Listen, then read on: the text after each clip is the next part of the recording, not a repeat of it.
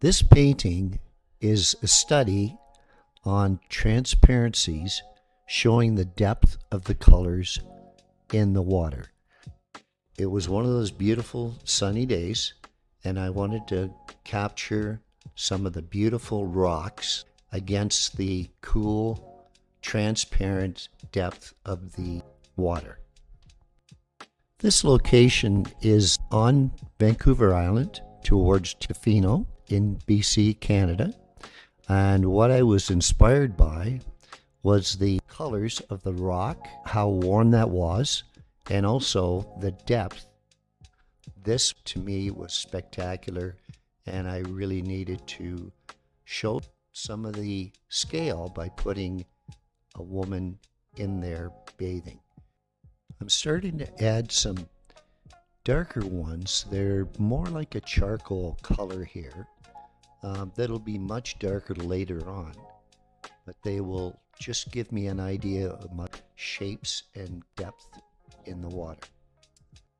Now, in the middle of the painting, you see a person that has just jumped in the water, splashing around, and I put that in very lightly, and because I want to work on that later on, I started here putting in a few more opaques on the rocks.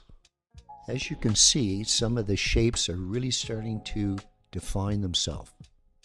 I am also playing around against cool against warm, even though the general color of the rocks are warm, there's always some cooler shades within those warmths.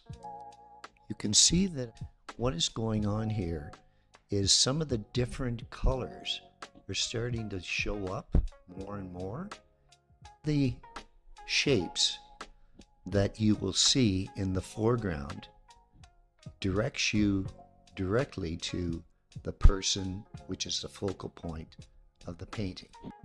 Every time that you put a color down or a value, it changes the one beside it.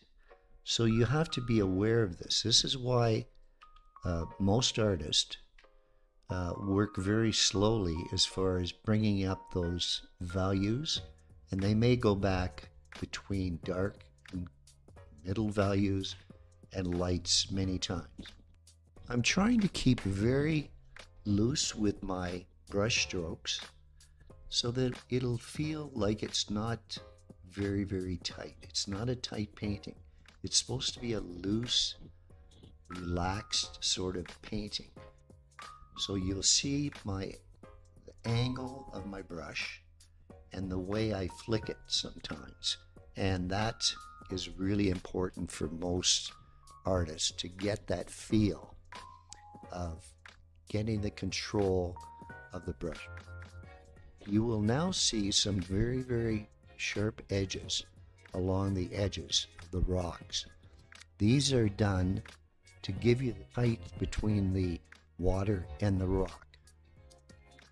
Now I'm getting more into my opaques, but still allowing some of the transparencies to still come through. The nice thing about working with acrylic is you can come over top of it. What's happening, some of the blues are coming in here and working with the greens. A woman that is in the middle, this is for scale because you would have no idea how big those rocks are. I've been using one brush. This is a brush that is angled and it's about 1 inch. This is my favorite brush. The reason I like this one is because it has a very sharp edge if I need detail, and then it also is flat if I want to do any dry brushing. I had just grabbed another brush, and it's one of my ones I use quite a bit when I want to soften an area. If you're quick with this, you can soften it. I wouldn't use my sharp brush with this. I would use something that's more like a filbert. On the right hand side, you will see a gray bluish color. That is what I consider my neutrals. And they're very, very important in your paintings. You can't just use all strong colors. You have to use neutrals, which are grays, to set up some of your brighter ones. Right now, I'm just trying to put some surface on the water. So I'm just dropping a couple of little lights on the surface. As the artist, you have to decide where your focal point is and where certain areas of the painting needs contrast. And on the left-hand side, you will see that there's fairly dark areas on the rock against the light on the top of the rock. On the left-hand side, I'm trying to add a little bit more warmth on the rock because I felt it was a little bit chalky looking, a little bit white. So I added some more yellows and some yellow ochres. I have also changed some of the different values and slight colors in the blues and the greens.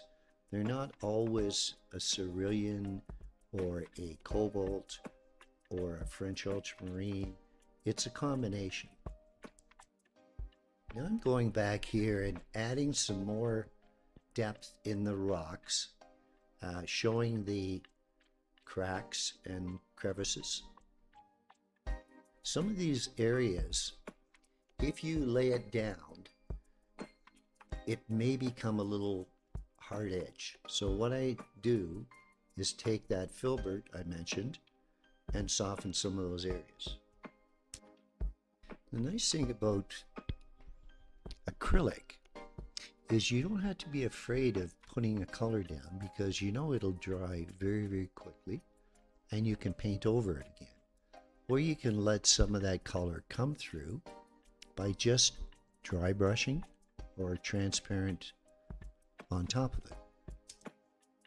You can now see on the right hand side the chroma of the color is much more intense, and the whole part of the painting is more of a glow rather than just a white or just a faded out color.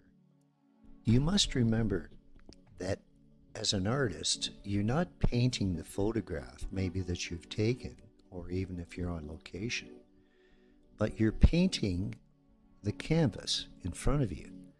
So therefore, if you think a shape is not right for your canvas, don't paint it. Paint something you like.